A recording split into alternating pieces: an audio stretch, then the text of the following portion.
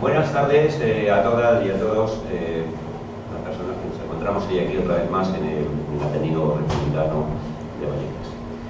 Queremos en un principio dar las gracias al Ateneo por el esfuerzo que viene desarrollando en esta cuarta edición de Semana Cultural, donde la política, las cuestiones sociales y la cultura siempre ha estado presente. Y como la cultura siempre ha estado presente, qué mejor que esta vez volvamos a tener nuestra mesa, nuestro Ateneo, en la casa esta donde nos encontramos todas y todos, a una persona que hace como 7 o 8 meses también estuvo aquí presentando un libro. Estamos hablando de José Luis Ferris. José Luis Ferris está licenciado en Filología Hispánica por la Universidad de Salamanca. Es doctor de Literatura Española por la Universidad de Valencia, y es un privilegio volverle a tenerlo otra vez aquí entre nosotros. Ha sido premiado varias veces. Ha sido también persona que ha pateado mucho el mundo, ha dado muchas conferencias en Estados Unidos, en África y en muchos sitios más. Y vuelvo a insistir, es un honor volver a tenerlo aquí, porque yo creo que en la primera experiencia que tuvimos, este Ateneo se convirtió en una especie de aula magnum, por decirlo de alguna forma, de alguna universidad, porque recibimos una clase magistral por parte de José Luis Ferris cuando nos presentó aquel libro sobre Miguel Hernández. Hoy viene a hablarnos de otro libro, Teresa León. Teresa León, como bien conocemos todos, tuvo relación con muchas generaciones del 27, Rafael Alberti. Hubo experiencias que tuvieron y dejaron de tener, y de esto creo que va el libro. Me voy a callar ya, voy a dar la palabra a José Luis Ferris, y que sea él el que nos cuente este libro, esta obra, y que nos vuelva a impartir esa clase tan magistral que nos impartió hace unos meses, y espero que así nos encontremos todas y todos bien.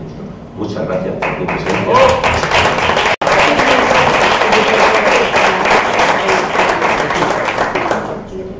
Bueno, cuando alguien te presenta de esta manera y dice lo de clase magistral, pues uno se siente obligado a hacerlo, a intentar aproximarse a eso que ha comentado, ¿no?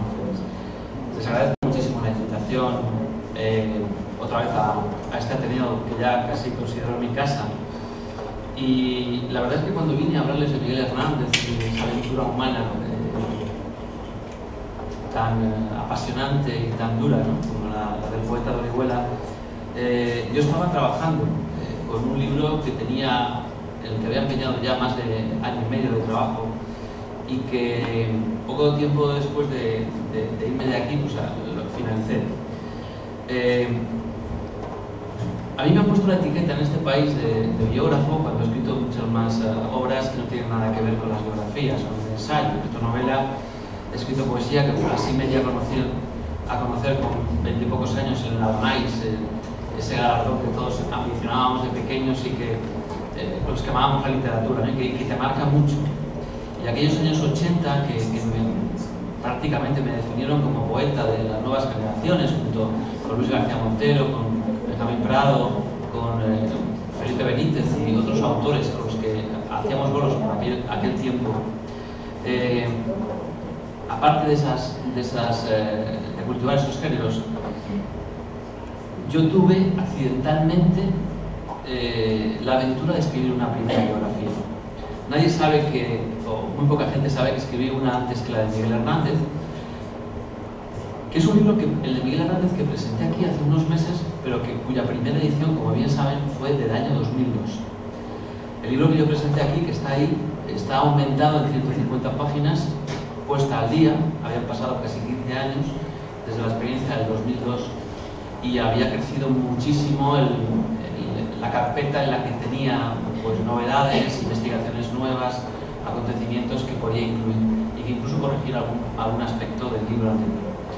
Cuando yo publiqué el año 2002 aquella aventura, aquella biografía de Miguel Hernández, había publicado poco antes una primera cortita sobre un boxeador legendario de los años 50 que tuve la suerte de conocer un día en un bar de Alicante. Me hablaron de él y me llamó la atención que ese hombre destartalado, incluso mal vestido, había sido un púgil histórico que había combatido contra el campeón de Europa por el campeonato de Europa, insisto, en los años 50. Bueno, me hablaron mucho de él y me insistieron en que por qué no un escritor que escribía novelas y que escribía de vez en cuando un ensayo contaba la vida de José Hernández, el zurdo de Elche. La verdad es que fue apasionante aquella primera experiencia, contar la dureza de un hombre al que la vida le ha dado muchos golpes mucho más bajos que los boxeadores que había conocido, ¿no? Salió ese libro en una edición provinciana por la Diputación de Alicante, no tuvo mayor desarrollo, pero luego sí que es verdad que apareció la biografía de Miguel Hernández también por un encargo, en este caso un encargo de mi editora de Temas de Hoy, Ana Gavín, que la habían puesto al frente de una editorial que todos conocemos porque es muy divulgativa, la editorial Temas de Hoy. Yo la conocía desde hace unos años, la editorial Planeta, porque en el año 99 gané el premio Azorín de novela con mi primera novela y ya formé parte, como ellos dicen, de la cuadra Planeta. Y fue la propia Ana Gavín quien me pinchó al poco de entrar a dirigir la editorial Temas de Hoy para que, por favor, escribiera la biografía de Miguel Hernández, porque hacía muchísima falta poner al día el personaje. Bien, es verdad que desde el año 73, en el que había entrado a saco en nuestras vidas Miguel Hernández de una manera más oficial a través de Joan Manuel Serrat y su disco, que curiosamente salió a la venta 2 años antes de que muriera Franco, todavía dentro del régimen, y que bueno, sirvió para que una generación entera conociera más de cerca a un poeta que había estado prácticamente tapado y proscrito en España, que para poder leer algún poema suyo fuera de los poemas amorosos había que tener un buen amigo librero que en la clandestinidad de su trastienda te pasara un libro publicado en Argentina en la editorial Losada, ¿no? Para conocer algo más de Miguel Hernández. Pero a partir del 73 se produce el fenómeno del acercamiento a Miguel Hernández y se hacen bastantes cosas. Se publica su obra, se edita su obra ya sin problema y se hacen algunas aproximaciones a la vida de Miguel Hernández, pero realmente una biografía actualizada sí que es verdad que hace falta. Y yo, por encargo, insisto, después de negarme al principio porque me parecía una altísima labor y muy compleja, pues me animé a hacerlo y nunca me he arrepentido. Eso fue en el año 2002. Bueno, pues en el año 2003, estando en el Escorial, en los cursos de verano, impartiendo unas charlas, me acuerdo que otra vez Ana Gavín y una mujer, una agente literaria que entonces me estaba representando, que era Carmen Ángeles Martín, me dice: hay un personaje interesante del que hablas tú mucho en la biografía de Miguel Hernández por la incidencia que tuvo en su vida y que no hay nada de ella, y me habló de Maruja Mayo. La pintora Maruja Mayo, que fue clave, esencial en la vida de Miguel Hernández, como dije aquí hace unos meses, porque la conoció aquí en Madrid y fue decisiva para un libro como El Rayo que no cesa. La pintora Maruja Mayo no tenía ninguna biografía escrita, no había nada sobre ella.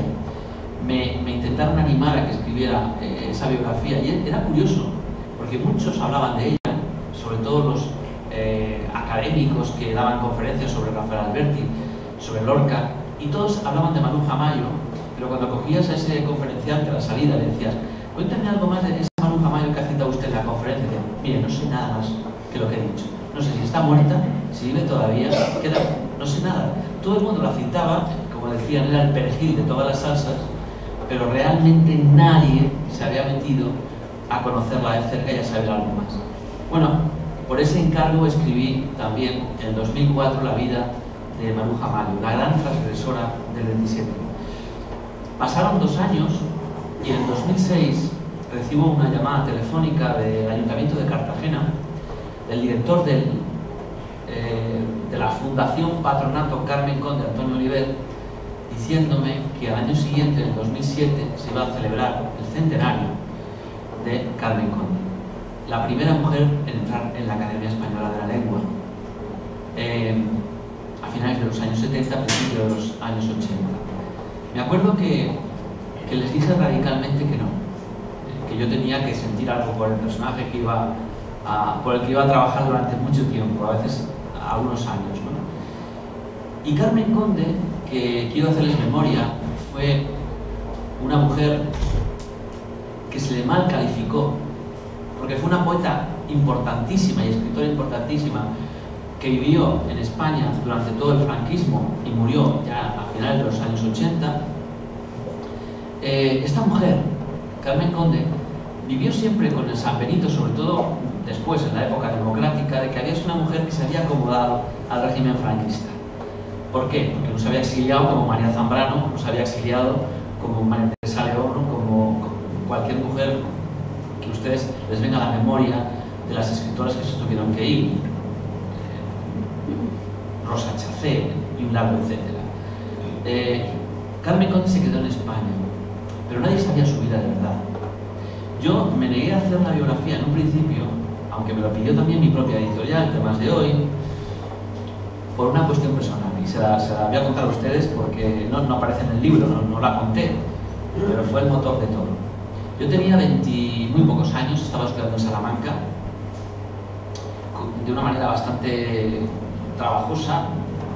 Mi padre me pasaba algo de dinero para sobrevivir en la ciudad, como un hijo que se va a estudiar fuera, pero bueno, pasaba más necesidades de las que le contaba a mi padre. Y yo me presenté a unas becas a la creación literaria del Ministerio de Cultura, que era como comprarte un billete de la Lotería Europea. Porque me acuerdo que me presenté a las ayudas a la creación literaria, daban 12 en toda España, a jóvenes, a escritores, 12 en toda España, y nada más que en la modalidad de poesía en la que yo me presenté, quiero recordar que en el registro, cuando presenté el proyecto de libro, que era ya más o menos el 50% del libro por el que optabas a una beca, yo en el registro era el 26.312.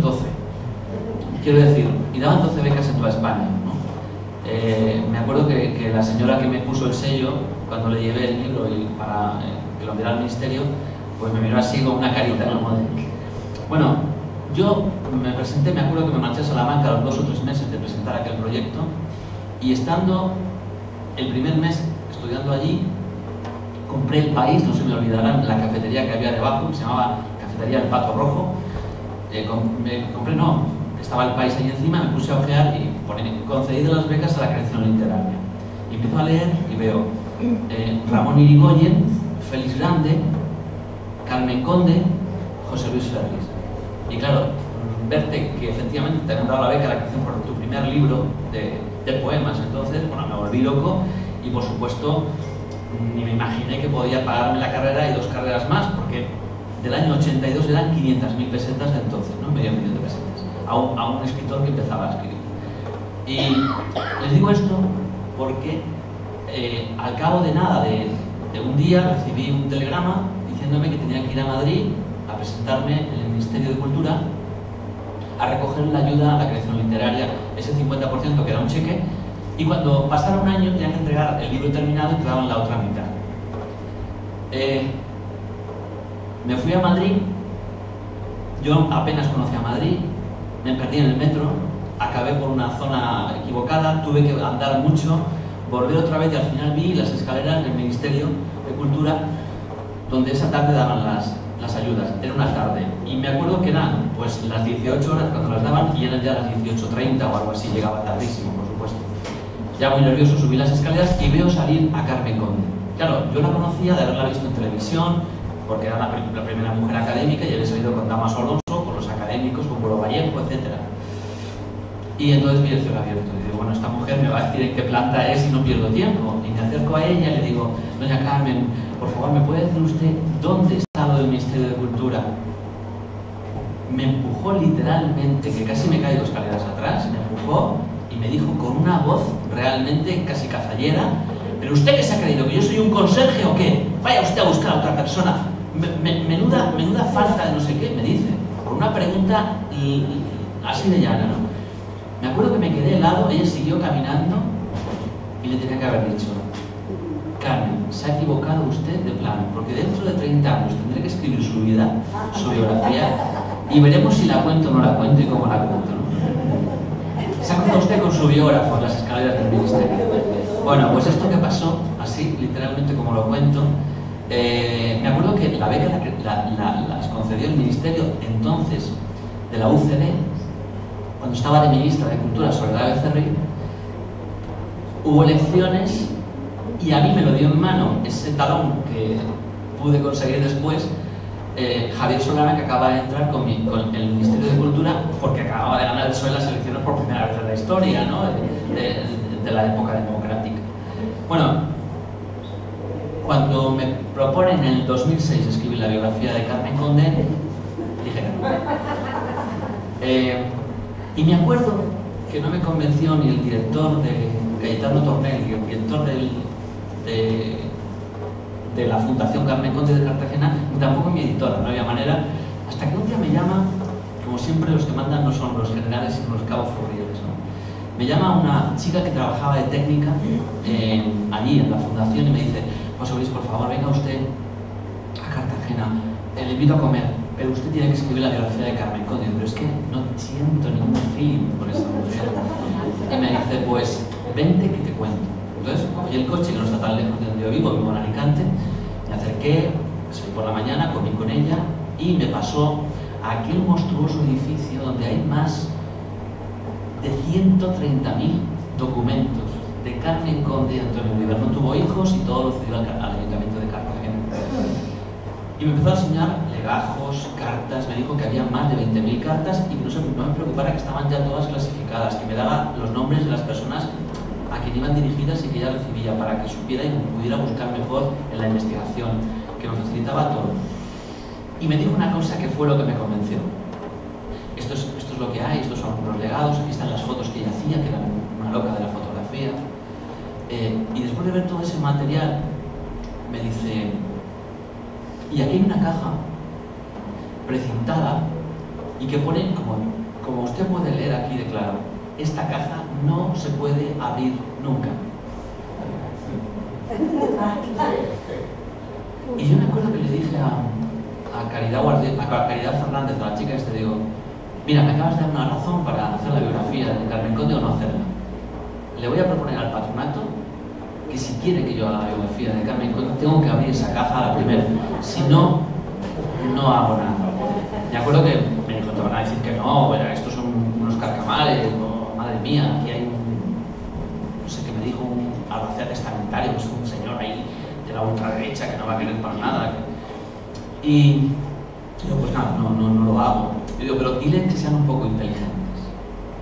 Si yo tengo 300.000 cajas con mis legados, pero hay una donde está lo que me interesa que nadie sepa, la destruyo, lo quemo, lo trituro y se ha acabado, y les dejo lo que me interesa que el mundo sepa de mí. Pero si yo quiero que el mundo sepa la verdad de mí, la voy a poner en la cajita de las esencias con un aspa que diga: esto no abrir nunca, a ver si aparece alguien inteligente y me lee la intención, claro. Bueno, pues efectivamente después de 3 reuniones me dijeron que sí que podía abrir. Y les dije que efectivamente firmaba el contrato y hacía la biografía. En esa caja estaba la verdad de Carmen Conde, la pura verdad de Carmen Conde. Una mujer gruñona, de mucho carácter, una de las más altas poetas que se quedó en España, poetas, y aunque no se hubiera quedado, quiero decir, sobre todo de la posguerra. Escribió a finales durante la Guerra Civil y sobre todo escribió en los años 40 y parte de los 50 su mejor y la más alta poesía femenina que se había escrito en este país, sin duda. Pero no estamos hablando de una poesía escrita por una sensibilidad femenina solo, estamos hablando de una poesía que tiene una profundidad, por una parte mística y por otra parte carnal y erótica hasta extremos insoportables. Una verdad carnal que el propio Damaso Alonso destacó en su momento, porque era una compañera suya, se veía mucho en Madrid. Pero la otra historia, Carmen Conde fue la republicana más radical que he conocido junto a María Teresa León. Carmen Conde no pudo volver a su casa, a su tierra, a Los Dolores, el barrio de Cartagena, hasta los años 70, porque la gente decía que era una pasionaria sanguinaria que iba con pistolas por el barrio en plena república, cargándose a gente de derechas. La imagen que tenían de Carmen Conde. Efectivamente, Carmen Conde era una republicana que creó la Universidad Popular de Cartagena junto a su marido. Era una mujer que se jugó mucho, que tuvo que... La pillaron en Valencia, le pilló en Valencia al final de la Guerra Civil, y gracias a una amiga, de la que les diré dos pinceladas ahora, que estaba casada con un franquista, gracias a esa amiga, pudo llegar a Madrid, ocultarse en casa de ese franquista con su amiga y salvarse los primeros años porque estaba en busca y captura para un consejo sumarísimo de guerra y posiblemente un fusilamiento, porque es una republicana significada. ¿Cómo se salvó de esa historia? Mientras el marido estaba detenido en Cartagena, bueno, se salvó de esa historia por amor. El amor la salvó, porque si a ella lo hubieran detenido en algún momento con el expediente de participación y de actividad, posiblemente la hubieran metido en la cárcel y no sé cómo habría acabado. Pero esta mujer se enamora en 1936, 3 meses antes de estallar la Guerra Civil, de la mujer de un catedrático de historia que estaba en la Universidad de Murcia. Ella se había casado por amor con un hombre que era el poeta Antonio Oliver. Pero aquí es donde yo a veces defiendo algo curioso. Nacemos con un sexo definido, muy bien, me parece muy bien. Pero alguna vez nos podemos cruzar en la vida con el amor en el sentido más pleno. Cuando digo el amor en el sentido más pleno, es encontrarnos a una criatura que no nos importa lo que tiene entre las piernas. Es el ser más adorable. Si hubiera conocido a Amanda Junquera como ya la conoció en el 36, lo habría dejado todo por esa mujer, aunque hubiera estado casada con un catedrático. Y Carmen Conde le ocurrió un deslumbramiento tal en una vida triste en la que había perdido a una hija, en la que vivía con un marido aparentemente intocable porque desde los 15 años tenía un soplo en el corazón y ya dijeron que cuidado no le dieran nadie, ningún disgusto. Era un niño, el poeta Antonio Oliver, que cayó en manos de una mujer que más que tener un marido tenía un niño al que cuidar, y cuando estaba en un momento muy delicado de su vida en el que pierde a su primera y única hija, que nació muerta, María del Mar, se entera que su marido se había acostado con Bella Cartagena. Cuando él había cuidado muchísimo, ¿qué hizo? A partir de ahí dijo, mira, si tú quieres permanecer al lado mío, año 34, 35, será en plan absolutamente materno-filial o como mucho de hermanos, pero conmigo no vas a tener nunca ninguna relación en lo que nos queda de vida. Si quieres fingimos un matrimonio, y es un poco lo que ocurrió. En un poema ella lo trasluce. ¿Qué ocurre? Que en esa circunstancia conoce a Amanda Junquera, la mujer de un catedrático de la Universidad de Murcia que estaba allí, y que era una mujer que se aburría mucho con el marido, un señor que pesaba 175 kilos, era un portento de eso, y claro, una belleza como ella, física, una mujer que traducía alemán, que en sus ratos libres en casa escribía deleitosamente, de una sensibilidad exquisita. Cuando conoce a Carmen Conde, que era una mujer también, entre comillas, amargada en cuanto a relaciones, pues ellas empiezan a cartear de Murcia a Cartagena, se empiezan a ver y ella descubre el amor en ella. Qué bien les vino la Guerra Civil, porque un marido, el de Amanda, se fue al bando franquista y el de Carmen se fue a luchar en la República, y ellos no se quedaron solas y aprovecharon para irse a estudiar juntas a la única universidad operativa que había en España, que era la de Valencia, la única universidad donde aguantó ahí la Guerra Civil el máximo tiempo, y estaba Damaso Alonso, había grandes profesores allí, y ellas vivieron un tiempo ideal con María de Gracia Ifá, con Concha Zardoya, tenían también como maestra a María Moliner. Fue una época deliciosa. Voy acortando, pero estoy introduciendo un poco en la materia.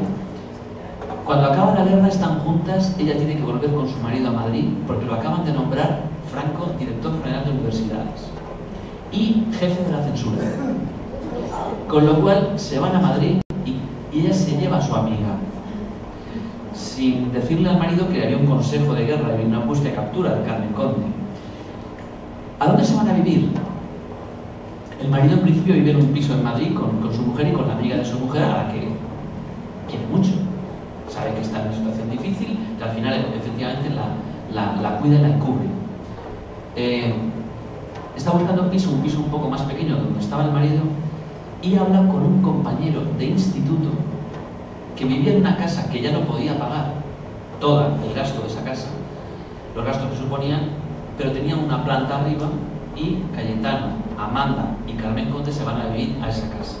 Les voy a decir qué casa era, aquí en Madrid, en el barrio del Güell. Una casa que estaba en la calle Belintonia y ese amigo era Vicente Alexandre. Por lo tanto, durante años y años, en el piso de arriba de Vicente Alexandre, en la calle Belintonia, vivían Cayetano Alcázar, 170 y tantos kilos, Amanda Junquera y Carmen Conde. Al poco tiempo de llegar Carmen Conde, Amanda Junquera cae enferma, en el año 41, con una enfermedad y una anemia, y le dicen al marido: mira, a Amanda le sienta muy mal Madrid, para que mejore de su estado tiene que irse una temporada, o 2 temporadas, o 3 temporadas a un ambiente abierto de sierra y de aire. Y entonces el marido le dice a Carmen Conde: tú serías capaz, porque yo estoy aliada con esta Nueva España, serías capaz de vivir con mi mujer y cuidarla en una casa que voy a alquilar en el Escorial. Y ahí es donde Carmen Conde pasó los mejores años de su vida. El marido no podía aparecer porque estaba represaliado durante 5 años a no salir de la ciudad de Murcia. Y esos años fueron en los que Carmen Conde escribe su mejor poesía: Mujer sin Edén, Ansia de la Gracia. Y cómo es posible que durante muchísimo tiempo estudiantes e investigadores de muchísimas universidades hayan hecho tesis doctorales sobre la poesía de Carmen Conde y toda esa poesía la habían interpretado como poemas dedicados a su marido. Claro, cuando publico la biografía de Carmen Conde y cuento esta verdad, que todos los poemas iban dirigidos a Amanda Junquera, los poemas se abren solos, se entienden y se comprenden perfectamente. Bueno, la biografía salió en el 2007, 800 páginas. Aproveché también para convertirla en tesis doctoral porque estaba por aquella época necesitado de tener ya la tesis y le di una vuelta porque me salieron casi 1500 para la tesis doctoral. Pero ahí estaba una vida que había que contar y sobre todo, casualmente, 50 años redondos de Amanda Junquera y Carmen Conde juntas. Bueno, pues a pesar de lo que les he dicho, nadie sospechó nunca que Carmen y Amanda habían sido amantes o eran amantes. Eran 2 amigas que se llevaban bien y vivían juntas. Cuando el marido apareció en Madrid con la madre de Carmen, lo pasó muy mal Carmen, muy mal. Y eso solamente lo sé por las agendas en las que ella escribía su sufrimiento, porque tenía que estar lejos, aunque viviera a 5 minutos de coche de Amanda, pero era el disgusto de no poder tener a Amanda junto. Bueno, murieron los maridos pronto, ellas pudieron vivir juntas en Belintonia durante mucho tiempo y vivieron juntas, muy juntas, cuando le dieron a Carmen Conde la posibilidad de ser académica, la primera mujer académica de la lengua. Y bueno, y eso es una biografía también por encargo que nunca me arrepentí de hacer. Pasa el tiempo y en todas las historias, la biografía de Miguel Hernández, la de Maruja Mayo, incluso la de Carmen Conde, de una manera tangencial o mucho más directa, aparecía la figura de María Teresa León. María Teresa León era una mujer de la que yo iba tomando apuntes, pero me dedicaba a otras cosas, hasta que dije: este es el momento. Y esta es la primera biografía, la quinta en este caso, la primera biografía que voy a hacer por voluntad propia, sin encargos de nadie, porque yo la he elegido. ¿Y por qué elegía a María Teresa León? Porque dentro de las terribles injusticias cometidas en este país, en este terrible y bendito país, me encuentro con que es uno de los casos más sangrantes de altísima escritora, una de las más importantes para mí de la generación del 27, por edad, por generación y por todo, y más injustamente tratada. No solamente por las circunstancias y porque las mujeres eran tan poco valoradas, y en la República aún empezaron a sacar cabeza, ¿no? Y a tener cierta relevancia, pero luego vino la apisonadora del franquismo y la silenció completamente. Pero es que además en su época había también una voluntad machista innegable, hasta los propios compañeros de viaje. Y estoy hablando de la propia generación del 27, de la que no se libraba ninguno. A mí me encanta el cine de Luis Buñuel, pero era un misógino brutal. Cómo trató a Concha Méndez cuando era novia de él. Menos mal que acabó siendo la mujer de Manuel Alto Laguirre, se casó con otro poeta, y bueno, tampoco acabaron bien, pero por lo menos ella fue una mujer feliz. Cómo trató, por ejemplo, los propios historiadores, ¿no? Una verdad indiscutible, que en los años 20, las vanguardias de los años 20 y la gran revolución artística de los años 20 tuvo a cuatro personajes indiscutibles: Lorca, Buñuel, Salvador Dalí, del que se ha escrito varios libros. Hay un libro concretamente de Agustín Sánchez Vidal que es Lorca, Buñuel, Dalí, el enigma sin fin. Y eso es una gran mentira. Nunca fue una trilogía, fue un cuarteto completo, porque era Lorca, Buñuel, Dalí, Maruja Mayo. Y en todas las historias está Maruja Mayo. Y en todos los actos de rebeldía que hacían en Madrid estaba Maruja Mayo. Y en los cenáculos, y en las noches que se iban a los bajos del Hotel Palace, donde en el año 25 vino por primera vez a España la primera orquesta de jazz de Estados Unidos a tocar en los bajos. En ese garito se sentaban, se metían, que costaba una copa a un ojo de la cara, se metían Buñuel, Dalí, Lorca y Maruja Mayo para oír esa música. Claro, una copa costaba muchísimo, se iban a la Plaza de Santa Ana, se ponían ciegos de Ginebra y ya se iban allí a tomar la copa, pero ya cargaditos, ¿no? En una de estas anécdotas, que cogieron un taxi para ir de la Plaza de Santa Ana al Hotel Palace, se subieron los cuatro y Buñuel baja la ventanilla y le dice a Dalí: ciérrala, que nos espabilamos. No quería que se les pasara el efecto del alcohol, ¿no? Bueno, ese era el ambiente y Maruja Mayo se le borra de la historia. Pasó esto con las mujeres, pero lo peor fue que después, cuando muere Franco, cuando entramos en una fase y una etapa democrática, de esas mujeres que han quedado, no están en los libros por supuesto, los planes de estudio, en los libros de texto no está para nada. La generación de 27, todos señores. No aparece María Zambrano, no aparece Rosa Chacero, Cristina Chapurci, no aparece, por supuesto, María Teresa León, para nada. Y en ese acto de terrible injusticia, vemos que todavía lo pasaron peor. Y esto hay que analizarlo, por una cuestión activa o pasiva, o por destino. Lo pasaron peor de cara a tener una memoria, nosotros ahora de ellos, y a recuperarlo. Lo pasaron peor a aquellas mujeres que vivieron al lado de hombres que tuvieron una frondosa sombra popular o importante. Si yo les hablo de Zenobia Camprubí, pues a algunos les sonará, pero era una de las mejores mujeres que dio el siglo pasado. Lo que pasa es que se casó con Juan Ramón Jiménez y tuvo que cuidar día, noche de un señor hiperestésico, histérico, perdido, al que había que hacerlo todo porque era incapaz de vivir con su propia vida, había que cuidarlo. Bueno, Zenobia es clave, pero ¿qué pasa con una mujer como María Teresa León?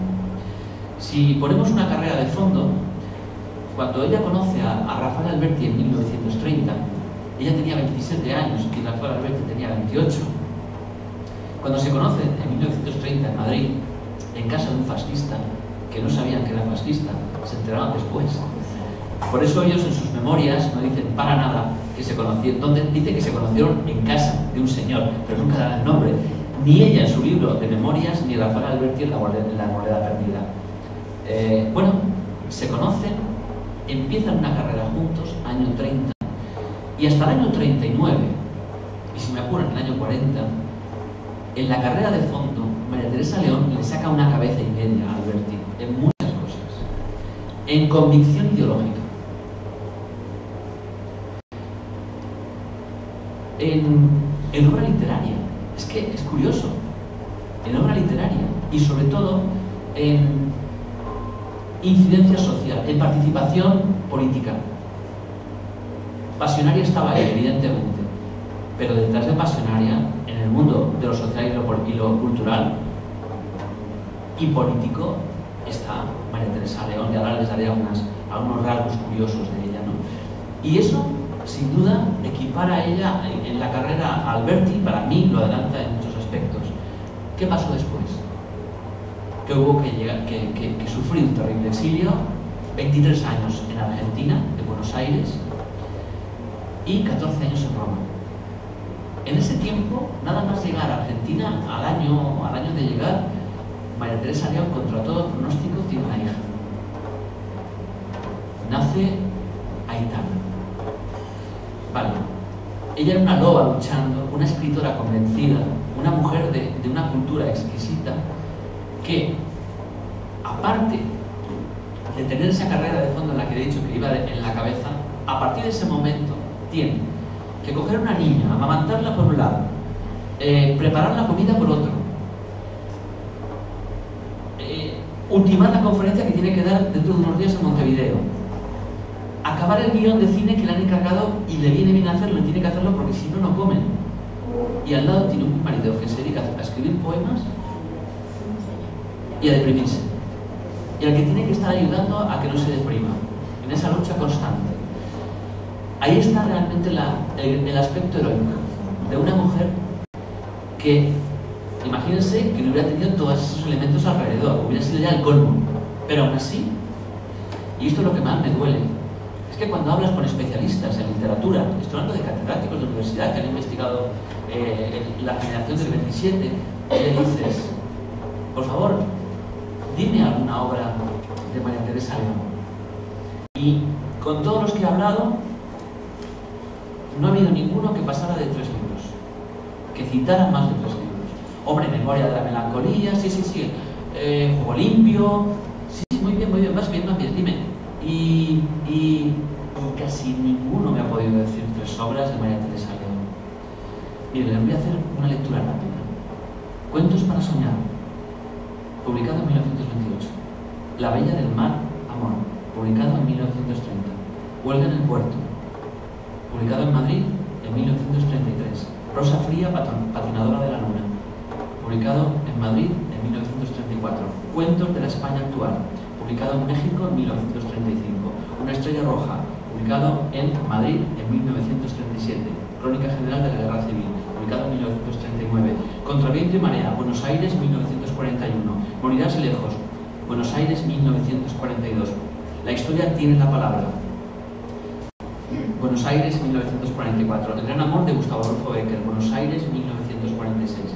Las peregrinaciones de Teresa, Buenos Aires, 1950. Don Rodrigo Díaz de Vivar, El Cid Campeador, biografía, 1954, Buenos Aires. Nuestro hogar de cada día, Buenos Aires, 1958. Sonríe China, Buenos Aires, 1958. Juego limpio, Buenos Aires, 1959. Doña Jimena Díaz de Vivar, gran señora de todos los deberes, Buenos Aires, 1960. Fábula del tiempo amargo, Ciudad de México, 1962. Menesteo, marinero de abril, México, 1965. Memoria de la Melancolía, Buenos Aires, Losada, 1970. Y no sigo. María Teresa León, a pesar de tener que hacer la comida, pensar qué hago, qué conseguimos mañana para comer, a quién le pido algo para poder terminar el mes porque no hemos conseguido ningún ingreso, etcétera, etcétera. La niña, las conferencias, la literatura, la supervivencia y la persecución policial que sufrieron fundamentalmente en los años 60, 20 y tantos años después de llegar a Buenos Aires, cuando la policía argentina se radicalizó de tal modo que entraban en su casa de vez en cuando y a saco intentando buscar propaganda comunista y tuvieron que salir de él. Bueno, pinceladas rápidas para reivindicar a una mujer de una obra inmensa. Y quizá, antes de que se me olvide, para que no llegue al final sin decir lo más importante, ¿qué tiene la obra literaria de María Teresa que justifique este libro? Que justifique, que justifique un espacio dentro de la historia de España, de la historia cultural de España, de la historia política de España, de la historia social de España y sobre todo de la historia cultural y literaria de España? Algo fundamental. La obra de María Teresa, ya sea una novela, ya sea un guión, ya sea un ensayo, ya sea una biografía, siempre, cuando acabamos de leer la última página, nos damos cuenta de que aunque nos haya contado cosas personales, experiencias propias de la guerra, de la posguerra, del exilio, de todo lo que quiera, todo lo que cuenta es una voz personal, pero sobre todo es una voz coral. Todo lo que cuenta es en nombre de los desheredados, en nombre de los que sufrieron una derrota en la guerra, de los que sufrieron desde todos los ángulos esa sangrante herida, de los que se exiliaron, de los que sufrieron el destierro en lo más profundo de sus vidas. La voz de María Teresa siempre es la voz de todos esos. Por lo tanto, tiene un valor coral y, fundamentalmente, tiene un valor moral. la obra de María Teresa León es una gran obra ética y moral que no podemos discutir. El libro empieza así. En el cementerio de Majadahonda de Madrid hay una tumba que de vez en cuando se cubre de flores vivas o soñadas.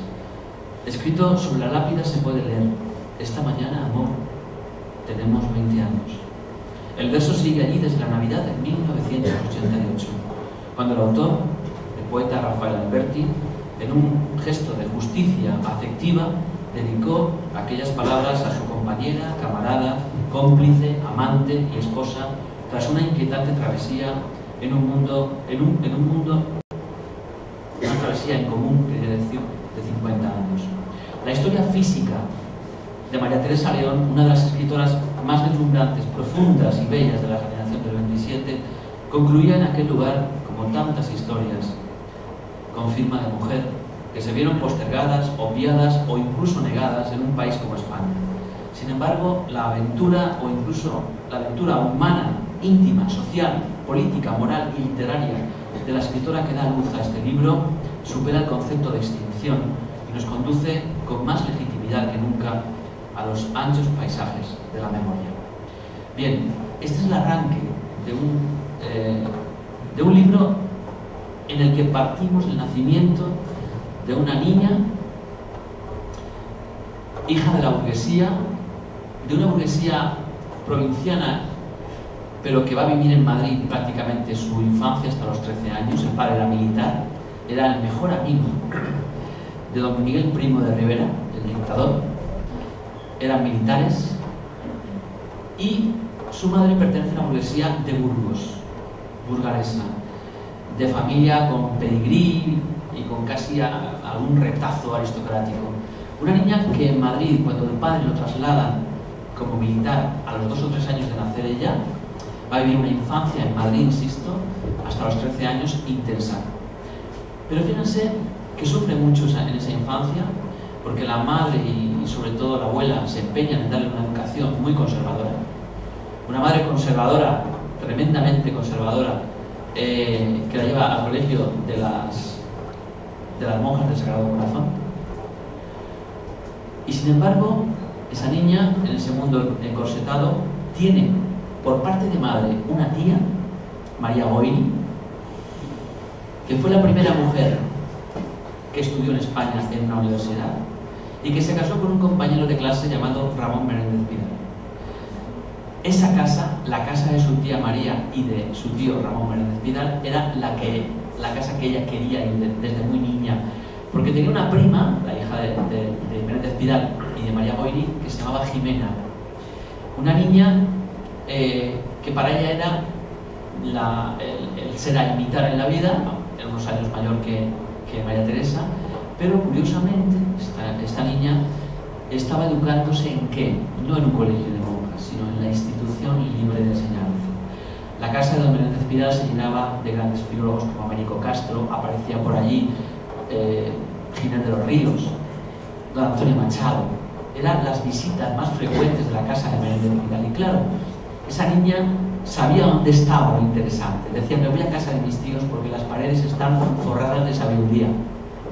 Y claro, el contraste con las monjas, ¿qué pasó a los 13 años? Que la expulsaron, porque la niña leía libros prohibidos, leía a Aldós, leía a Stendhal, a Balzac, leía a autores prohibidos por las monjas, que se cansaron de ella y de mucha rebeldía.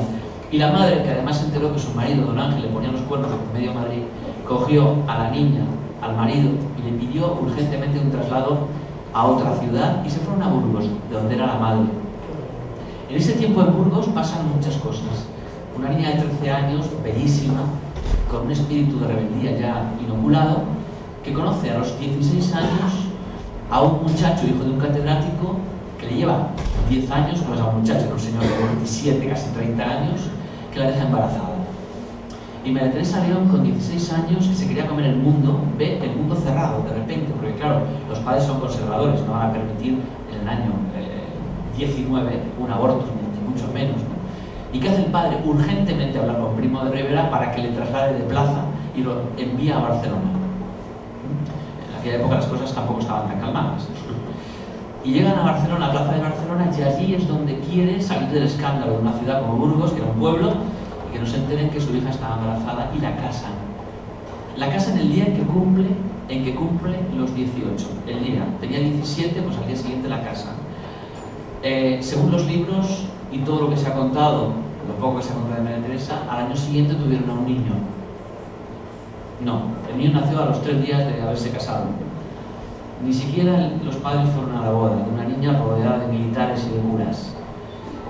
Que decía que no sabía si tenía un bebé en mano su hijo o tenía un muñeco, porque todavía no había salido de las muñecas y ya tenía un niño, ¿no? Se casa en esas circunstancias. Curiosamente el padre la apoyó mucho, fue quien su gran apoyo, a pesar de ser un militar de bigotes estirados, y a pesar de todo ese mundo en contra, ella es una gran rebelde. Vuelve a Burgos y se dedica a publicar ya en la prensa local, el diario de Burgos. ¿Qué hace? Artículos incendiarios. Artículos de una mujer que se revela contra el mundo, contra la vida, a pesar de que tiene un niño pequeño. Las circunstancias se ponen muy mal y no puede vivir con un marido alcohólico, violento, y al final se separan. Se separan y tiene que irse de Burgos, claro, porque aquello era un escándalo, una separación impensable. Empiezan a coaccionarla desde el cardenal de Burgos, la catedral de Burgos, hasta gente para que vuelva con el niño, para que vuelva con el marido, porque la custodia se la daban siempre al padre, y consigue, después de mucha presión, ver a su hijo que estaba muy enfermo de meningitis, y aprovechan esa debilidad para cogerla y que se quede con el marido. Hace tripas corazón, tiene otro hijo, Enrique, y después de esas circunstancias la cosa va muy mal, ella sigue escribiendo, el marido le prohíbe escribir, y cuando ya no puede más, que están al límite de hacer un viaje a Buenos Aires, donde ella es recibida ya como una escritora, porque ha publicado mucho en la prensa, han llegado allí ecos, en Buenos Aires publica muchas más cosas, hay reportajes maravillosos sobre ella como escritora. Estamos hablando de una muchacha de 26 años, poco más, y ese viaje sirvió para destrozar más todavía la relación con el marido, y a la vuelta se separan definitivamente. María Teresa León se queda desamparada. Por supuesto que a todo esto el padre ha muerto, que era su gran apoyo, y se encuentra desamparada completamente porque el mundo se le echa encima. Es una madre descastada. No piensan que no puede vivir con un hombre imposible, violento, alcohólico, etc. Ella quiere a sus hijos por encima de todo, se los quitan de las manos y le prohíben ver a sus hijos para nada. Es decir, o vives con tu marido y si te vas, sabes que los hijos son para él. Y con ese desgarro interior se fue a Madrid, llegó en el año 30, fue acogido por Menéndez Pidal, por su tía, trabajó de todo, hasta de vendedora de coches. En ese tiempo aparece su segundo libro, en esa época, y un día, estando en una velada literaria en casa de un señor fascista, como les digo, conoce a un poeta rebelde que escandalizaba con lo que escribía entonces, ¿no? Llamado Rafael Alberti. El amor fue absoluto, además sincero, entre los dos, tanto que nada más estar unos días ya después de aquel paseo por Madrid, después del encuentro, se fugaron, nunca mejor dicho, a Mallorca, y a partir de ahí nunca se separaron. Fue una historia intensa, de amor profundo, con todas las críticas que le vinieron hasta de poetas del 27. Ahí donde ven a Pedro Salinas y a Jorge Guillén, estos hombres tan elegantes y tan poetas y tan profesores de universidad, se escribieron unas cartas tremendas. Dice, mira, ya ha llegado ¿cómo le llamaba a María Teresa León? Ya ha llegado la oportunista de la niñata esta guaperas, que ha venido aquí a enrollarse con Alberti, se lo ha encatusado, ya lo ha enganchado, lo único que quiere es trepar, pero fíjate que todo lo que tiene de guapa lo tiene de trepar y lo tiene de tal. Todo eso en las cartas entre Jorge Guillén y Pedro Salinas, ¿no?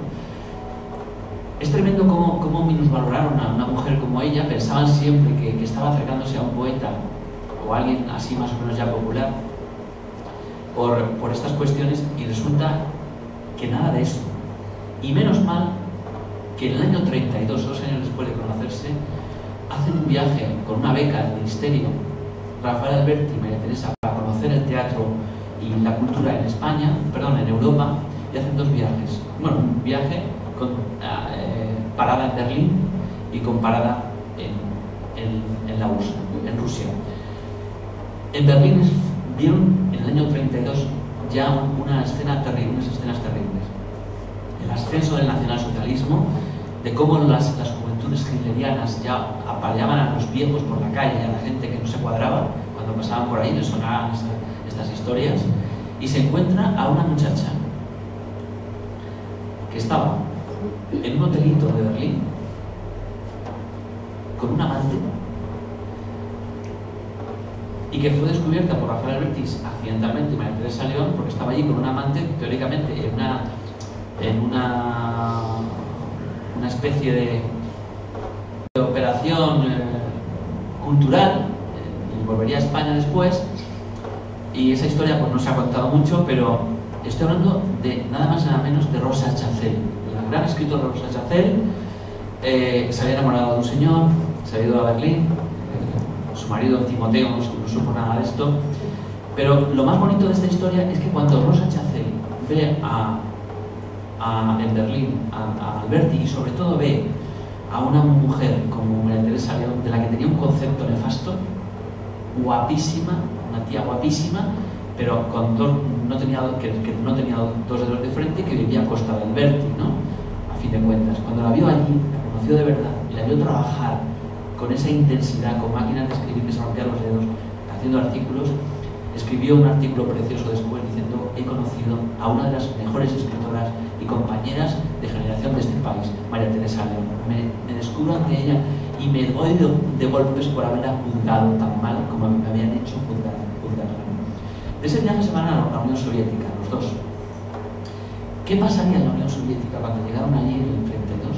Que volvieron a Madrid, sovietizados hasta los huesos. No solamente así, sino que sovietizaron a toda la generación del 27 que se puso por delante. Cuando se juntaban en su casa, los amigos siempre cantaban la Internacional, etcétera, etcétera. Y bueno, los poetas del 27 que se afiliaron al Partido Comunista como ellos fueron por María Teresa León y Alberti. Miguel Hernández se afilió en enero del 36 al Partido Comunista en casa de Rafael Alberti y María Teresa León. Estamos hablando de que ellos realmente eran los ideólogos de una generación, pero con una coherencia aplastante.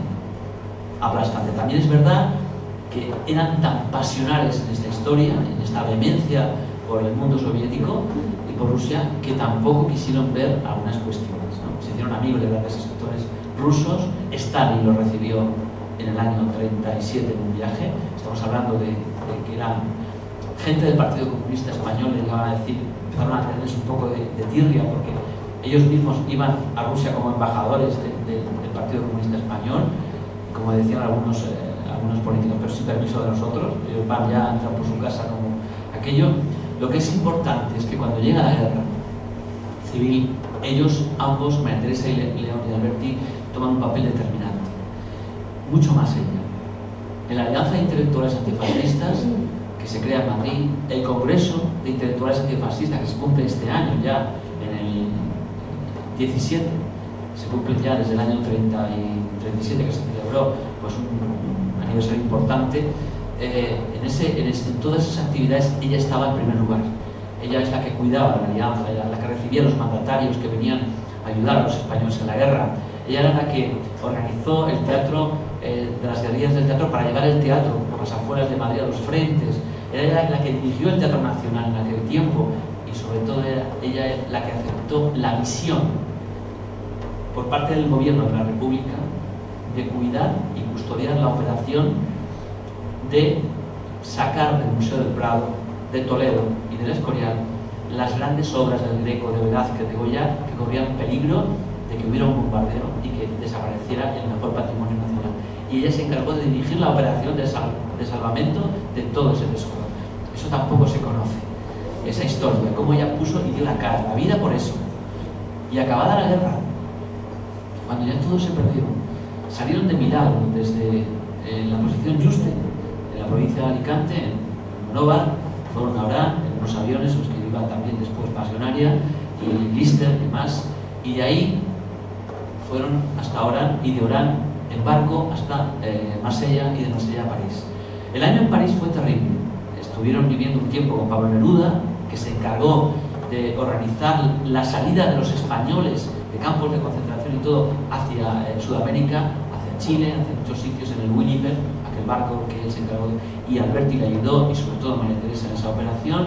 Lo pasaron mal porque estaban en muchos momentos corriendo peligro de muerte, que los deportaran, que los devolvieran a España. En ese momento el gobierno estaba coqueteando con Franco, ¿no?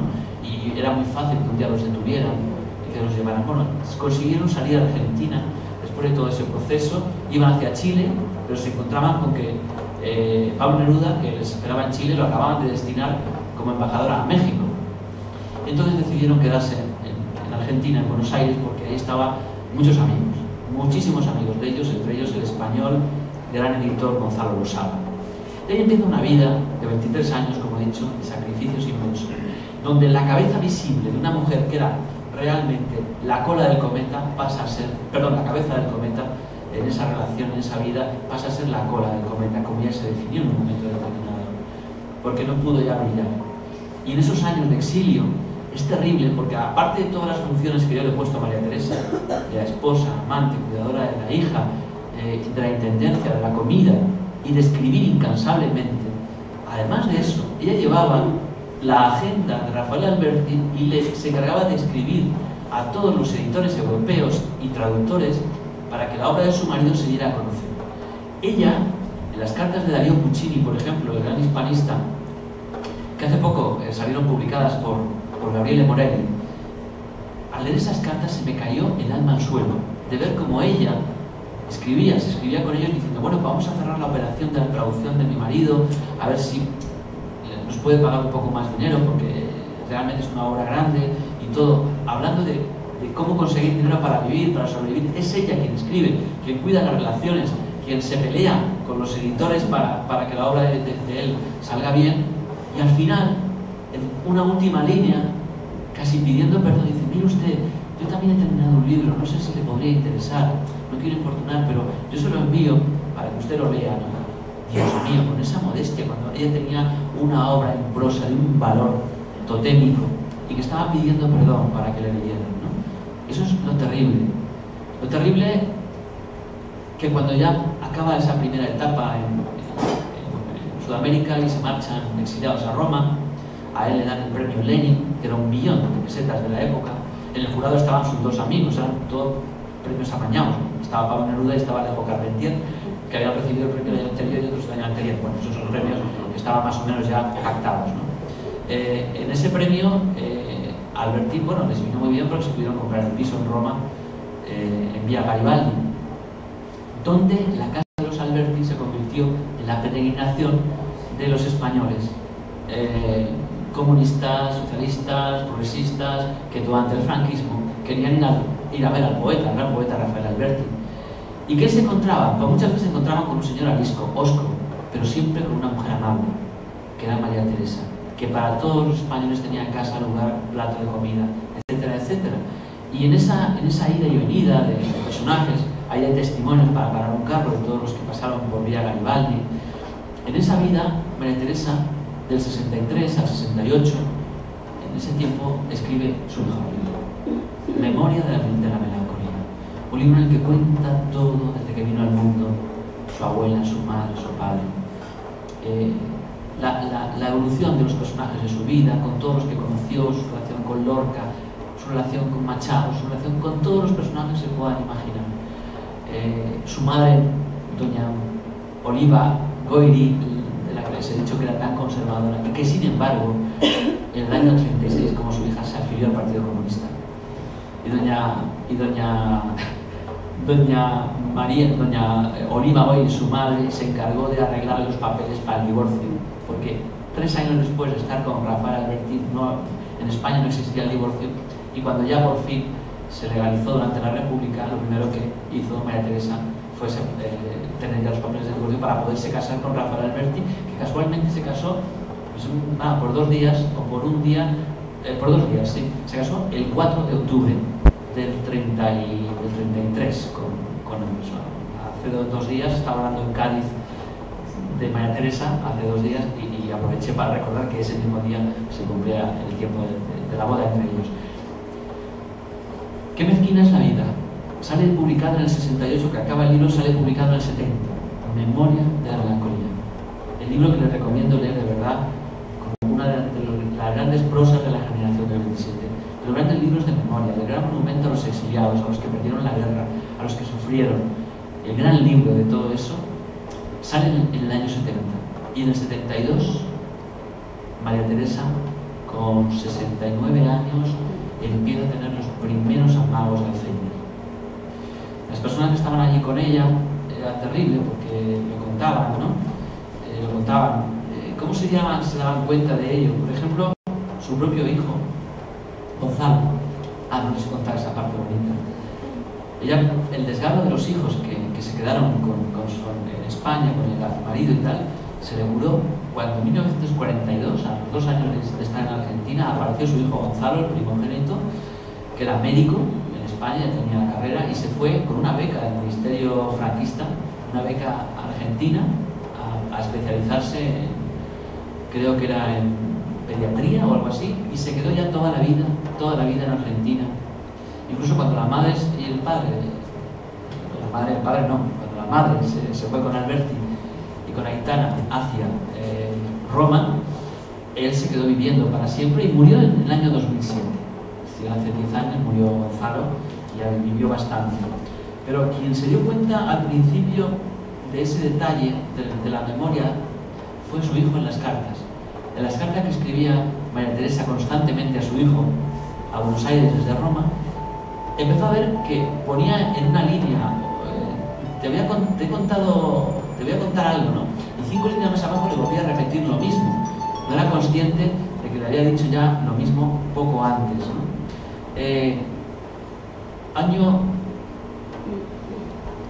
Año 72, primeros amagos de la memoria, ¿no? Y eso va cada vez a más. En el año 72 Alberti se enamora locamente de una chica de 20 años, tenía 70, era una becaria, bióloga, que se había ido con un noviete a Roma a una exposición de pintura y se enamora de Alberti, o Alberti se enamora de ella, y una historia deja al pintor y se queda a vivir en Roma, se queda a vivir en Vía Garibaldi, en un estudio que Rafael Alberti compra y que sirve para que se vean casi todos los días. Alberti, para que no se supiera que estaba escribiendo poemas de amor a una tal Beatriz Amposta, para sacar los poemas y leérselos se los metía dentro de los zapatos, entre el zapato y el calcetín, y salía así de casa para que María Teresa no le descubriera. Esa historia paralela tiene mucha incidencia, porque hay un libro de poemas de Alberti que nunca se ha publicado, que tiene más de 100 poemas de amor, los tiene Beatriz Amposta, que sigue viviendo en la casa de Roma, no hay quien la tire, se ha quedado con esa casa, y que ese libro está ahí. Pero la historia no es esa, la historia es como María Teresa León, que pierde del todo la memoria, que fueron 5 años, hasta el 77, en que ya no es consciente de nada, de quién ella pierde. Hasta ese periodo ella sufrió mucho, porque es como decir, no, es que como el animal está muerto le puedes pegar patadas, porque está muerto, no está muerto, no está muerto, todavía está vivo. Y sabe que entras con esta mujer en casa y que sales con ella, y lo está viendo María Teresa. Ese sufrimiento Aitana no lo pudo soportar, la hija. Fue una historia un poco compleja, ¿no? Y luego hay otro episodio curioso que todos los amigos de Alberti le echaron en cara, y es que en el año 77, Navidad del 78, de 77 hasta 77, Juan Carlos I, rey de España, fue a Roma a dar una charla, y Alberti acudió a la charla. Como un comunista convencido va a ver a un monarca cuando él era republicano hasta la muerte. Bergamín le escribió unas coplas criticándole mucho esa actitud. Bueno, a los pocos días de aquello, los amigos del Partido Comunista de España le dicen a Alberti que se acaba de legalizar el partido. Y es cuando le animan a dejarlo todo y a volver. Y que además va a trabajar, no se preocupe de nada, porque además lo quieren presentar diputado para estar en las Cortes por Cádiz. Y Alberti vuelve a España del exilio. Casi 40 años de exilio, María Teresa y Alberti. Muchos años juntos, casi 50 años juntos, y cuando van a subir al avión, Beatriz Amposta quiere subir junto a Alberti y bajar por la escalería en Barajas al lado de él. Imagínense a Aitana, la hija, cómo se puso como una fiera para impedir una locura del tamaño de esa magnitud. Hubiera sido terrible la foto que todos conocemos de bajando del avión, hubiera sido imposible. Bueno, se cumplió por lo menos lo que la voluntad de la hija, y me estoy siempre imaginando ese día de abril, 27 de abril de 1977, en Barajas, bajando del avión, María Teresa, efectivamente, Alberti, y ella saludando sin saber a quién, sin saber dónde estaba. Cuando ella, en todos sus libros, en todos sus artículos más emotivos, en sus ensayos, en sus memorias, decía: volveré a España y pasearé por mi país en un caballo blanco por la Castellana. Esa imagen suya del regreso, cómo se pudo frustrar cuando ella llegó aquí y no vio. Bueno, llegaron a Madrid, la habían buscado ya en los apartamentos del Príncipe Pío, Alberti, un piso en la primera planta, y a María Teresa uno en la tercera, con una cuidadora. Año 77. María Teresa vivió 11 años más. En esos 11 años hay muchas peripecias, historias contadas, con una mujer que no tiene memoria, que no tiene recuerdos, que de repente le aparece uno cuando nadie se lo espera, como por ejemplo cuando su hijo Enrique, el pequeño, fue un día por ella y se la llevó al Escorial a pasar el día con sus hijos, con sus nietos. Y María Teresa pues era un mueble que movían de aquí para allá. Y en un momento determinado, como ella podía caminar amparados en otros, la meten en el Escorial. Y al entrar en el Escorial, le dice al señor de la entrada: yo no pago ni mi hijo tampoco, porque yo cuidé el patrimonio de este sitio y los cuadros para que no los destruyeran. De repente, un flash de ese calibre, ¿no? Bueno, María Teresa tuvo gente que iba a visitarla con frecuencia, amigos cercanos, sobre todo los poetas jóvenes. La sobrina de Alberti, Teresa Alberti, que ha intentado venir hoy aquí y a última hora me ha llamado, que era imposible, no ha podido, pero que, bueno, ha estado muy vinculada conmigo a la escritura de este libro, igual que la hija de Alberti y de María Teresa, que Aitana, ¿no? Desde La Habana, pues hemos estado hablando con frecuencia para ver algunas cosas. Pero en esos 11 años, ella estaba, pues eso, en su mundo cada vez más cerrado, en sus nubes, recibía visitas de compañeros de las guerrillas del teatro, de aquella alianza de intelectuales antifascistas, como Santiago Montañón, como algún actor perdido que de vez en cuando la iba a visitar. Y enferma ya más gravemente en el año 84, y la tienen que ingresar en un centro porque es imposible tener una persona 24 horas cuidándola, ¿no? Y la llevan a la clínica Vallesol de Majadahonda. A partir de ahí, lógicamente, ya no, las visitas son más infrecuentes. Teresa Alberti va a verla mucho, y de vez en cuando va el poeta Benjamín Prado, su mujer de entonces, Cristina Rosenwinger, y también el poeta Luis García Montero, ¿no? Son los que más frecuentan la casa. Alberti no fue nunca a verla en esos 11 años. Y ya en el año 88 llegó a tal la presión de Benjamín, de todos ellos, que le dijeron: por favor, ya sé que no te gusta verla en el estado en que está, que te quieres quedar con la imagen de cuando era una mujer espléndida físicamente, pero tampoco es justo que ya no te vean, ¿no? Y está ya enferma, muy enferma. Bueno, pues después de tanta presión consiguen convencerle. Yo lo escribo de esta manera. A Rafael le faltó valor para afrontar su enfermedad y la tremenda situación en la que se vio inmersa al final de su vida, relata la sobrina Teresa Alberti. Ella se marchó, seguro que echando de menos sostener aquella mano que se ocupaba de ella, pero que no se dejaba acariciar. Tan solo una tarde de invierno de 1988, y en compañía de algunos amigos muy cercanos, reunió Rafael Alberti el valor suficiente para ir a ver a María Teresa, en el que sin duda fue un momento difícil para aquel hombre de 86 años que tanta vida de María Teresa llevaba dentro. Eso es lo que dice en vuestro últimas palabras de la sobrina. El día al que se refiere Teresa Alberti, el poeta, tras muchos ruegos, esfuerzos y subterfugios de toda clase, después de muchos años sin ver a su compañera, llegaba a la clínica geriátrica acompañado de su sobrina y del poeta Luis García Montero, Teresa Rosesvinge y Benjamín Prado. Entramos en la residencia de Vallesol y nos sentamos, como siempre hacíamos, en una pequeña sala donde pronto aparecería la directora del centro o uno de sus ayudantes, con María Teresa de brazo. Yo no le quitaba ojo a Rafael y pude ver la emoción en sus ojos cuando su mujer, tan reducida y tan dulce, apareció al fondo del cuarto. La cara de Alberti se iluminó con una especie de luz triste. María Teresa, dijo, con una voz suavísima, cogiéndole una mano. ¿Cómo estás? Soy yo, Rafael. ¿No me reconoces? María Teresa, soy yo. Mírame, Rafael. Sí, sí, contestó ella, mirando para otro lado. ¿Vienes a merendar conmigo? Mi madre ahora mismo va a llevarnos a la casa de Rosales. ¿No me reconoces? María Teresa, soy yo, Rafael. Escucha.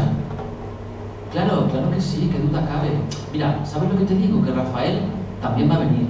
Le espero en cualquier momento. Pero María Teresa, yo soy Rafael. ¿No me conoces, linda? María Teresa lo miró con cierto enojo. Rafael entonces le soltó la mano y fue a acariciarle la cara a su esposa. Pero ésta, en un movimiento inesperado, le dio una gran bofetada. Para que aprendas. Rafael se quedó desconcertado unos segundos, sin duda preguntándose cuánto de intención y cuánto de acto puramente mecánico tenía esa bofetada. Bien, poco tiempo después, pocos días, casi como si estuviera aguantándose a la vida para verlo, sin saber que lo había visto, ¿no? María Teresa dejó de vivir. Les leo esto. Si la memoria y los recuerdos se habían apagado para María Teresa hacía algunos años, la vida y la luz lo hicieron el 13 de diciembre de 1988, una fecha que les pido que recuerden. El 13 de diciembre de 1988, víspera de una huelga general que paralizaría prácticamente el país.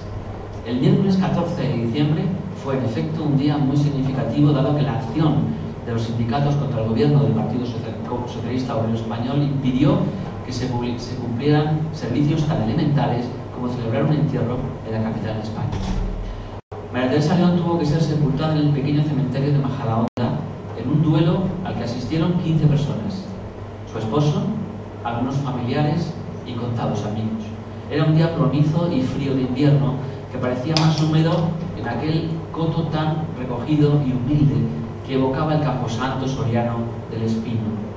No hubo banderas republicanas sobre la caja, ni tampoco palabras que aparecieran sobre la tumba abierta, con una breve memoria de lo que fue, de lo que hizo, de lo que escribió nuestra escritora. Muy poca gente pudo venir a despedirse de ella, recuerda su sobrina otra vez. Su cuerpo descansa sobre un almohadón de la cuna de su hija, Aitana, y bajo los versos que le dedicó Rafael Alberti. Ella, que siempre había creído que recordar era más importante que vivir, tuvo que vivir la última parte de su vida sin recuerdos. Dejaba escrito José Infante. También publicaría sobre la autora de Fábula del tiempo amargo un hermoso artículo aquellos días Rafael Alberti, un bello texto creado probablemente a destiempo. No reunió suficiente valor para hacerlo antes. La vida fue injusta con María Teresa, con el que el poeta gaditano obtuvo el prestigioso premio Mariano de Cavia de periodismo. Nada cuesta creer que la obra de María Teresa León siguió y sigue su cauce tras la desaparición física de la escritora. Incluso la de creer también que algún día aparecerá un segundo libro autobiográfico perdido en algún lugar que pueda prolongar la dicha de continuar leyéndola. Aún tengo la ilusión de que mi memoria del recuerdo no se extinga. Por eso escribo con letras grandes y esperanzadoras: continuará. Decía la escritora al final de su libro Memoria de la Melancolía, pensando que quizá en un segundo volumen, que a tenor de lo expresado por ella en alguna carta, bien pudiera titularse Desmemoria de la alegría, la calle larga de la vida. Por lo demás, no creemos encontrar palabras más oportunas para cerrar este libro que las que Aitana Alberti dedica a su madre en las hojas de la arboleda compartida.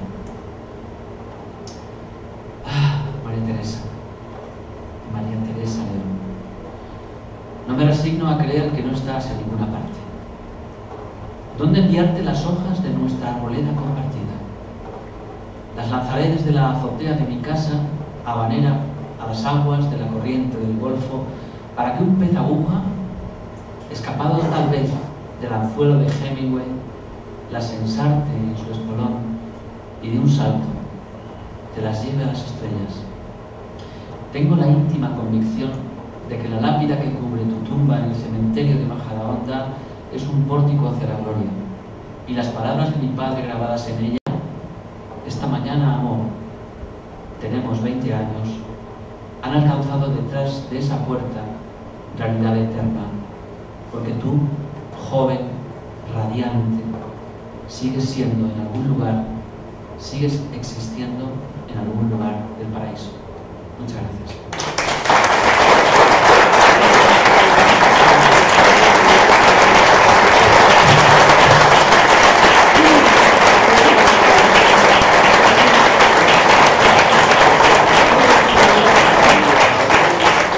Muchas gracias. Os comentaba al principio que íbamos a disfrutar de una gran clase, como si estuviésemos en una gran universidad como es este espacio. Muchas gracias, José Luis, una vez más por esta charla. Vamos a pasar, si queréis hacer alguna pregunta a José Luis sobre el libro, sobre cualquier otro tipo de aspecto, Teresín va a ser el libro. Y por favor, si os pido también una cosa, que seáis breves, concisos, para no alargarnos mucho en el tiempo. Muchas gracias y bueno, pues feliz, si alguien quiere preguntar, pues adelante. Es evidente que, desgraciadamente, durante la época del franquismo y muy posteriores, se olvidó la labor de las mujeres en la literatura española. Has mencionado a una y quiero agradecértelo muy en concreto, que es Concha Zardoya.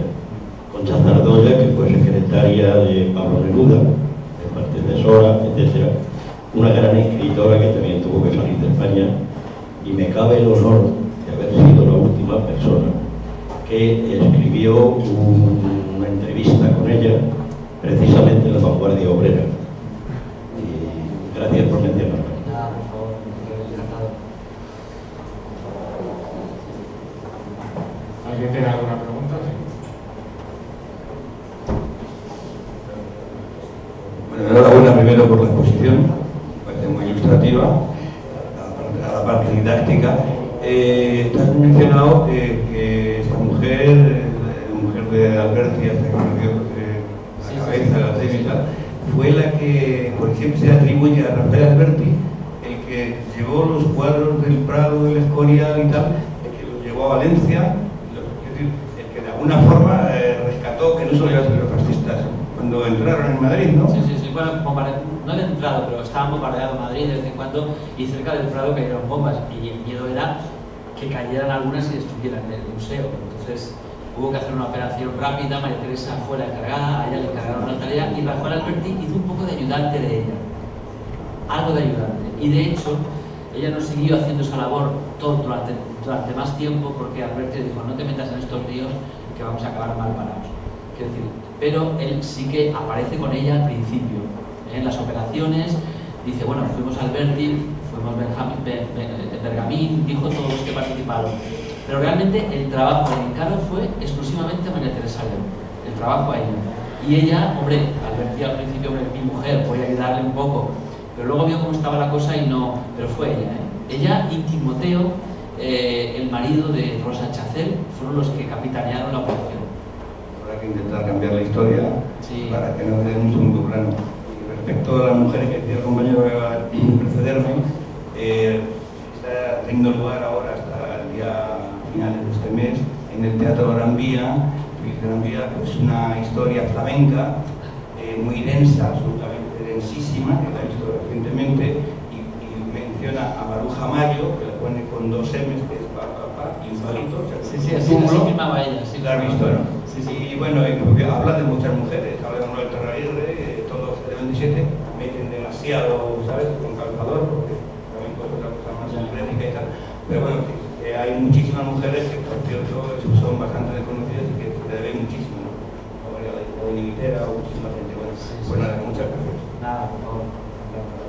Gracias a ti, Pedro, que has sido bastante escueto. Yo pensaba que tenía que llamarte por ser tan escueto. Gracias, compañero. ¿Alguna pregunta más? Sí. Solamente decir una cosa que has dicho, que preguntabas a algunos conferenciantes sobre un libro a la salida. Sí, se preguntaba porque quería saber más de eso. Sobre un caso concreto, pero yo te voy a hacer una pregunta como si fueses tú a la salida, pero a ti sí que vas a saber responderme. Y es que como cuando ellos se conocieron, en 1931, has dicho en la casa de un falangista. Sí, bueno, era un abogado. Era como un vizcaíno Casas de aquellos años, que se dedicaba a llevar los casos de gente que le daba mucho dinero, ¿no? Era un abogado millonario y entonces se permitía el lujo de llevar a su casa escritores para darles de merendar y hacer unas veladas, ¿no? Y invitó a Alberti a hacer una lectura poética de una obra que se llama Santa Casilda. Claro, y ahí es donde conoció. Sí. Bueno, pues la pregunta es muy sencilla, además, pero que tiene que ver también con esa persona que recurrentemente su nombre aparece, pero que no había luego un libro escrito sobre ella, ¿no? Y es quién era la persona de la que había tenido una relación muy larga, muy tormentosa, Alberti, Sí. justo antes de conocer. 5 años. Pues fíjate, me lo he saltado. Maruja Mayo, claro. Es que Maruja Mayo fue novia de Alberti durante el año 25 al año 30. Fue una relación tremenda. De quererse, odiarse, de llevar, de tener, pues eso. Alberti en un momento determinado con ella, en el año 27, tuvieron un disgusto tremendo, se medio separaron. En una de esas separaciones ella se largó con uno en un coche que le gustaba correr demasiado, se estrelló con el coche, creyó que al levantarse que había muerto Maruja Mayo en un accidente y se suicidó. Y luego Maruja Mayo no se había hecho nada. Bueno, se le había roto una pierna y más cosas, pero quiero decir que no. Y él estaba entonces fuera, intentando alejarse de ella porque habían roto, y estaba en Tudanca, en la casona de Cosío, en Santander, y volvió con ella otra vez, se reconciliaron. Ella era la auténtica audaz. Conoció a un chaval de 25 años que acababa de ganar el Premio Nacional de Literatura con un libro titulado Marinero en Tierra. Y era un poeta neopopular, ¿no? Pero ella estaba ya entrando en los abismos del surrealismo y descubrió a Alberti, le abrió los ojos a una literatura mucho más profunda, a un arte mucho más profundo. Y ella, que hizo una pintura exquisita, la de las verbenas, y luego pasó a una pintura muy compleja, que era la de cloacas y campanarios, ahí es donde Alberti escribe 2 magníficos libros completamente distintos a cuando no conocía a Maruja Mayo, que era sobre los ángeles y sermones y moradas, ¿no? Y esos libros cambian. ¿Quién metió a Alberti realmente en una literatura más profunda, más audaz, más vanguardista? Maruja Mayo. Y cuando estaban reconciliados otra vez, aparece en la vida de Alberti María Teresa Lento. Y fue tal el golpe de belleza que recibió en la cara que a los 2 días quedó con Maruja Mayo en el Jardín Botánico de Madrid, y ahí le dijo lo que había pasado y la dejaba. Y la dejó. Y la dejó. Y Maruja Mayo nunca lo superó. Murió en el Madrid del Gran Wyoming de Almodóvar, con ellos en la movida madrileña, con Alaska y toda esa gente, una mujer de 80 y tantos años, con un abrigo de lince que llevaba siempre encima y pintada como una puerta, y siempre en el Café Gijón. Esa era la imagen de una mujer como la Maruja Mayo. Pues esta mujer efectivamente Alberti la dejó para estar con María Teresa, y también fue muy injusto Alberti, porque escribe La Arboleda Perdida, que es todo su libro de memorias, y no menciona en ningún sitio a Maruja Mayo, cuando ocupó 5 años de su vida, los años más determinantes literariamente hablando de su vida, y no la mencionó. Y tuvo que morirse Maruja Mayo para que escribiera un artículo en El País diciendo que injusto fui con esta mujer, que nunca dije que había sido una... Pero la pobre Maruja Mayo se murió así, ignorada por Alberti. Sí. ¿Alguna otra pregunta? Sí, yo que estoy en zona privilegiada, Recuerdo que en la primera vez que viste por aquí hablando de esta buena mujer, creo que también repartí un par de bofetadas a algunos, creo, ¿no? Si no mal recuerdo, a Miguel Hernández. Contabas, si no mal recuerdo, en aquella exposición que hiciste en el anterior libro, cuando en una fiesta antifascista de mujeres, etcétera, etcétera. Bueno, si lo cuentas tú, así que mejor. Sí, de estas dos bofetadas se habló estos días. Cada día en Sevilla, y estaba hablando en Sevilla hubo dos bofetadas históricas en la vida de María Teresa, una de Alberti última y una que le dio por eso lo decía, en febrero del 39 a Miguel Hernández. Y eso era un choque de trenes, yo siempre lo he contado. Y es que es cierto que Miguel Hernández, cuando se fue al frente, siendo ya un poeta reconocido, él quería estar con el pueblo, no quería estar encerrado en un palacio viendo cómo la guerra se desarrollaba en el país. Él quería estar al lado de los que sufrían, milicianos, y esa fue su lectura, pero tampoco quería disgustar a su novia y a su familia diciéndole que estaba por ahí cavando zanjas con los frentes, ¿no? Y entonces la dirección que dio desde el principio de la guerra fue Marqués de Duros 7, que es donde estaba el palacio de los marqueses de Lilla Espínola, que la alianza de intelectuales incautó a unos marqueses y que se convirtió en el centro de operaciones, donde estaban todos, Bergamin, Cernuda, Alberti, todos los que venían, Octavio Paz, se quedaban siempre ahí, en esa casa. Y realmente la que cuidaba la casa, la que organizaba todo, era María Teresa. Miguel Hernández por allí iba de vez en cuando a recoger el correo. Acababa de enterrar al poeta cubano Pablo de la Torriente y volvía a Madrid a recoger el correo. Enterraba a 5 compañeros y volvía a Madrid a recoger el correo. ¿Y qué veía cada vez que le abrían la puerta en Madrid? Pues un día veía que le abría la puerta Cernuda vestido de sisí, con un traje con volantes. Otro día le abría la puerta Alberti vestido de domador de circos, porque la planta de arriba del palacio estaba lleno de disfraces, y entonces hacían fiestas con mucha frecuencia para espantar el miedo a la muerte, como decía Octavio Paz. Pero claro, aquellas bromitas a lo mejor muy sanadoras para los que están en una guerra, y lo hacían muy bien para espantar el miedo a la muerte, no les sentaba muy bien a los que venían de enterrar amigos, de hacer otra lectura de la guerra, ¿no? Y Miguel Hernández, que era muy temperamental, se cayó, estuvo callando durante todos esos 3 años. Y ya con la guerra prácticamente perdida, a principios del 39, pues fue allí a visitarlos, a ver cómo estaba el tema, y se encontró una pancarta gigantesca que decía Fiesta de la Mujer Antifascista. Y ya Miguel no pudo más. Se acercó a quien vio, estaba Bergamin, Alberti, y Antonio Aparicio les dijo: mira, ¿sabéis lo que os digo? Aquí hay mucha puta y mucho hijo de puta. Una fiestecita a estas alturas, por Dios. Y entonces Alberti, que no se llevaba bien con Miguel, porque le había quitado el título de poeta del pueblo, de alguna manera, un título que daba al pueblo, no daba a nadie, ¿no? Se intuía, pues le dijo a Miguel: no tienes cojones de decir eso en voz alta. Y entonces lo escribieron en una pizarra que vean. Y María Teresa, que salía en ese momento y vio lo que había puesto Miguel, se fue hacia él y le dio una bofetada tremenda. Y Miguel se marchó. Esa bofetada le dolió a María Teresa 50 años. Nunca se quitó del alma ese gesto y el dolor ante un poeta que había dado la cara. Y ella lo quiso mucho, y de hecho en sus libros lo evoca con una ternura tremenda. Cuando estaban en París recién exiliados y Miguel ya estaba en la cárcel, María Teresa y Alberti fueron a ver una película. Creo que era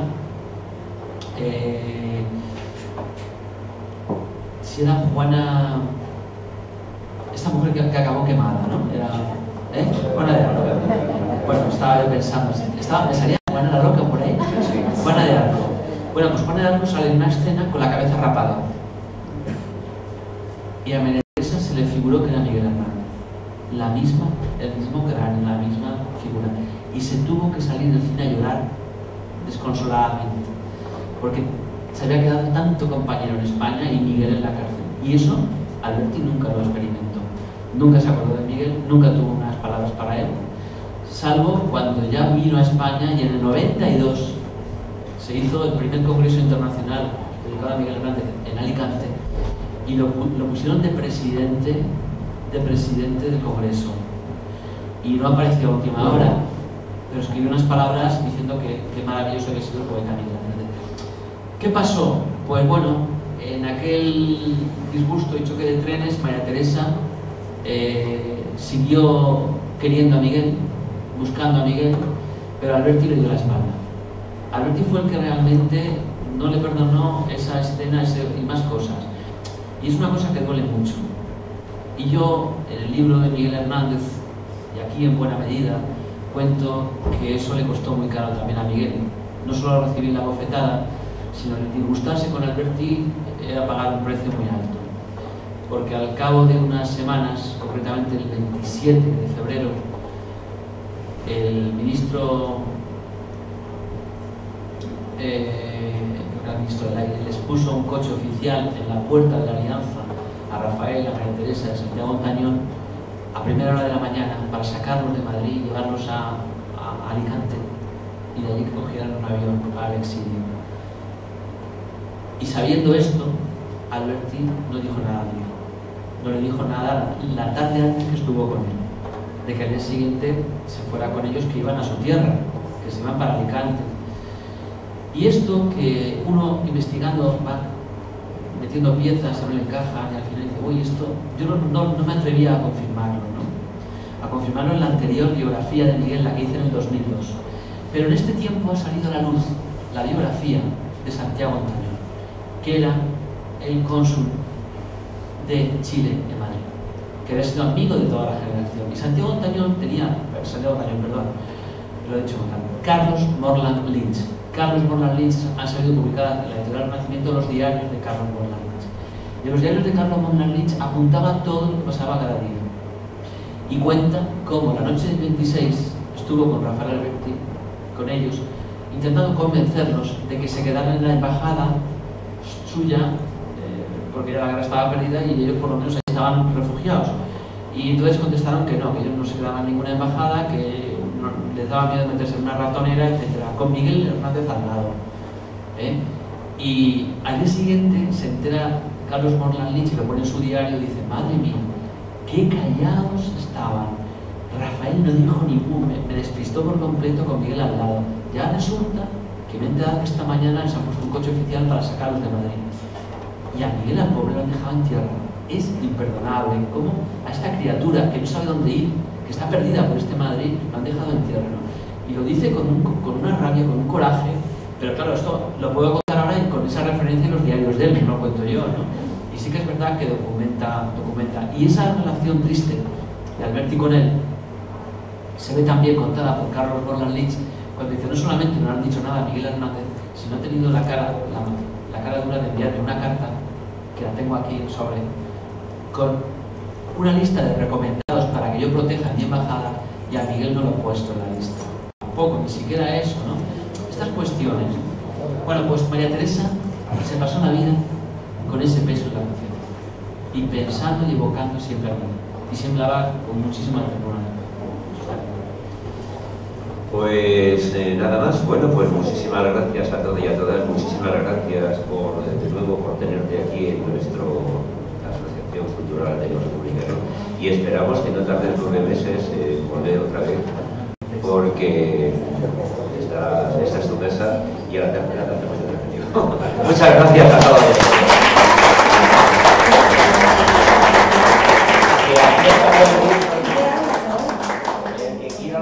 Ahí tenéis los libros que aquí seguramente Adelantaros algo.